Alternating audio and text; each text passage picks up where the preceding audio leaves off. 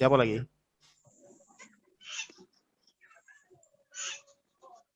Sudah ya? Ya Pak, Ya, siapa itu? Elton Sijabat, Elton ruang Elion. 8, Oke, ruang 8 tadi ya. Oke. Jurusan SI. Sistem Informasi. Oke. SI. Baik. Ya, terima kasih atas partisipasinya dalam pertemuan kita untuk presentasi dan juga refleksi yang telah dilakukan. Semoga ini semua bisa membantu kalian untuk mengingat ya, mengingat pelajaran itu dan juga memahaminya dengan baik begitu ya. Nah, jadi untuk yang belum presentasi atau belum refleksi, kalian masih punya banyak kesempatan. Jadi kalian jangan kecil hati. Kalian masih punya ini kan minggu keempat ya, masih punya 12 minggu lagi gitu. Sementara teman-temannya yang sudah itu kan maksimalnya kan 3 kali aja. Itu 3 kali presentasi atau refleksi dalam satu semester ya. Begitu. Jadi kalian masih punya banyak kesempatan. Jadi intinya sih kita di sini bisa belajar bersama ya, dari refleksi teman-temannya, dari presentasi teman-temannya, dan ini kan nanti bisa membantu kalian juga ketika kalian mengerjakan tugas, ketika kalian TS ya, kemudian juga UAS, kalian bisa mengerjakannya dengan baik karena kalian sudah familiar dengan materi-materi tersebut ya. Nah, jadi apa tujuan Bapak untuk memberikan ringkasan ini? Sebenarnya supaya kalian itu lebih familiar ya, supaya kalian lebih familiar dengan perjanjian lama itu gitu ya. Kalian bisa lebih familiar. Kalau yang lalu Bapak memberikan timeline ya, Bapak memberikan timeline itu semacam apa ya, garis waktu ya, mulai dari penciptaan, Bapak memberikan mulai dari penciptaan sampai kepada pembangunan ya, pembangunan bait suci yang kedua ya, pembangunan bait suci yang kedua.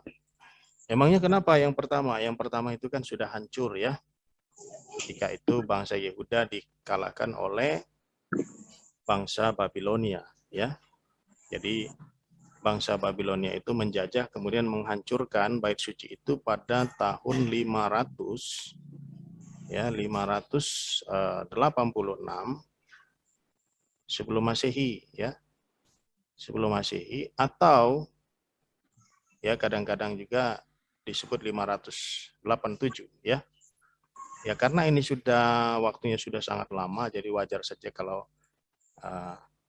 ada perbedaan angka ya, 586 atau 587, karena itu kan bisa dikatakan ribuan tahun yang lalu ya. Jadi ini 2500 tahun yang lalu. Jadi wajar kalau ada atau seperti ini ya. Kalian kalau sebut 586 benar, 587 juga bisa dibenarkan. Begitu ya. Nah, kenapa bait sucinya hancur? Karena bangsa Yehuda ketika itu ya, bangsa Yehuda ketika itu banyak melakukan kesalahan ya, terutama adalah bangsa Israel. Jadi bangsa ini kerajaan ya, kerajaan disebut kerajaan Israel, karena kerajaan Israel itu sudah terbagi dua ya. Kenapa kok terbagi dua? Ya, karena ketika itu kerajaan tersebut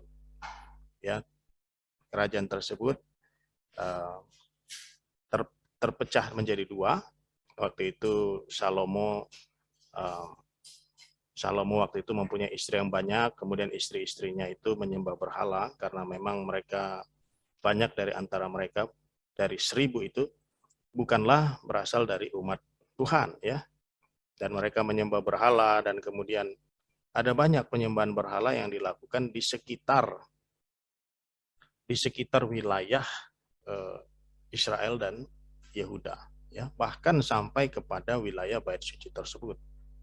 Lalu Tuhan melihat itu dan mengatakan bahwa kerajaan Salomo akan terpecah menjadi dua, ya, satu di utara yang disebut dengan kerajaan Israel, ya, dan kemudian satu lagi di selatan yang disebut dengan Yehuda, ya, itu sekitar tahun 800-an sebelum Masehi, ya, begitu.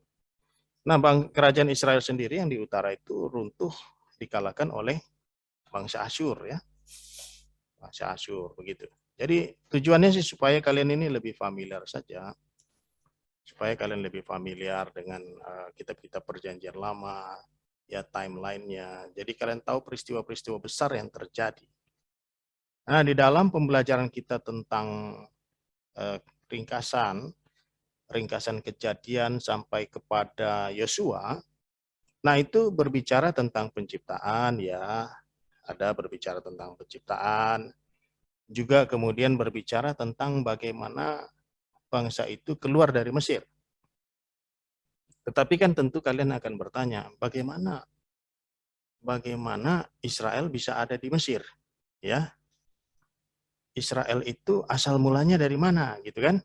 Nah, Israel itu adalah nama lain daripada Yakub. Ya, gitu. Siapa yang tahu Yakub ini siapa? Anak siapa Yakub ini? Anak Ishak, Pak. Anak Isa. Ya, pintar ya. Anak Isa. Isa ini anak siapa? Ishak. Abraham, Pak. Bukan Isa ya. Ishak, ya. Ishak. Ishak itu anak siapa? Abraham, Pak. Anaknya Abraham. Oke. Kemudian siapa lagi anak Ishak selain daripada Yakub? Esau, Pak. Esau. Nah, tapi belum menjawab pertanyaan bahwa Israel itu berada di Mesir. Bagaimana ceritanya? Gitu. Ada yang tahu? Saya, Pak. Ya, silakan. Kenapa bangsa Israel ke Mesir itu ketika Yusuf memimpin di Mesir, Pak? Betul. Ketika Yusuf itu adalah salah satu daripada anak Yakub. Iya, betul. Salah seorang dari anak Yakub. Ya. Kenapa dia bisa sampai ke Mesir? Karena saudara-saudaranya menjual dia. Membuangnya. Membuangnya dan menjualnya ke Mesir, ya, kepada pedagang-pedagang, dan kemudian pedagang-pedagang budak seperti itu, ya, dan kemudian dia dijual, dia sampai di Mesir, lalu kemudian sesuatu yang tidak diduga-duga oleh saudaranya terjadi, dia bisa menafsirkan mimpi raja dan kemudian dia menjadi orang nomor 2 di Mesir, menjadi Perdana Menteri, dan kemudian itu semua menjadi suatu kebaikan, ya, yang mendatangkan kebaikan bagi keluarganya. Karena keluarganya ketika itu mengalami bencana kelaparan lalu datang ke Mesir, ya. Tanpa disadari mereka bertemu dengan adik mereka. Yakub bertemu dengan anaknya yaitu Yusuf, lalu mereka terbebas daripada bencana kelaparan. Dan mereka terkejut, mereka menyesal karena mereka berbuat salah terhadap adiknya yaitu Yusuf, ya. Nah, kemudian waktu berjalan lebih kurang beberapa dekade, ya, 30-an tahun, lalu kemudian Yusuf meninggal, ya, dan kemudian Fir'aunnya juga berganti dari yang Fir'aun yang lama pada Fir'aun yang baru yang kurang begitu mengapresiasi, kurang begitu menghormati bangsa Israel. Dan tampaknya juga tidak begitu menghormati Yusuf karena bangsa Israel pada saat itu di Mesir diperbudak, ya.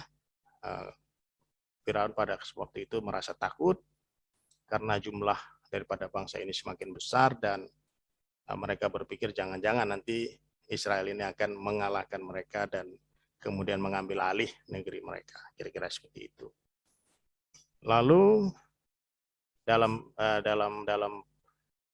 era tersebut ada kisah lagi yang berkaitan dengan kisah itu, yaitu kisah tentang Musa, ya. Musa yang kemudian nanti akan dibesarkan, dia orang Israel tapi dibesarkan di istana dan kemudian akan membawa bangsa itu ke tanah perjanjian, seperti itu, ya. Nah, itu ceritanya nanti dari Keluaran sampai kepada Ulangan dan kemudian sampai kepada Yosua, ya. Nah, jadi Keluaran itu berbicara tentang, ya seperti namanya, Keluaran itu berbicara tentang apa? Keluar, gitu ya. Keluar dari Bangsa Mesir. ya, keluar dari Mesir menuju ke tanah perjanjian, Kanaan. ya. Tanah Ya, ke tanah Kanaan, ke tanah perjanjian, ya. Kanaan. Ya, perjalanannya cukup panjang, sekitar 40 tahun. Dan Tuhan membuat perjanjian dengan mereka itu di mana? Di Gunung Gunung Sinai, Pak. Sinai. Ya, Gunung Sinai, Pak. ya, Gunung Sinai. membuat perjanjian dengan mereka di Gunung Sinai. Jadi Tuhan membuat perjanjiannya bahwa mereka akan menjadi umat Tuhan dan Tuhan adalah Tuhan mereka. Dan karena itu mereka harus mematuhi perintah-perintah Tuhan, ya, sebagai Tuhan mereka dan mereka sebagai umat Tuhan, seperti itu. Jadi mulai Keluaran 20, ya, Keluaran 20 sampai Ulangan, yaitu berbicara tentang peraturan-peraturan yang seharusnya dilakukan oleh, yang harus dilakukan oleh bangsa Israel sebagai umat Tuhan. Tetapi jangan salah bahwa itu bukan semata-mata peraturan yang menyulitkan. Tetapi peraturan itu adalah untuk kebaikan mereka. Dari mana kita tahu? Karena di dalam Keluaran 20 sampai Ulangan itu terdapat dua perintah utama, yaitu kasihilah Tuhan Allahmu Dan juga sesamamu. Kasihilah sesamamu. Peraturan-peraturan itu mempunyai landasan kasih tersebut, ya. Kasih kepada Tuhan dan kasih kepada sesama. Jadi peraturan-peraturan itu tujuannya adalah untuk mengatur kehidupan mereka satu sama lain, ya, untuk mengatur kesehatan mereka juga termasuk.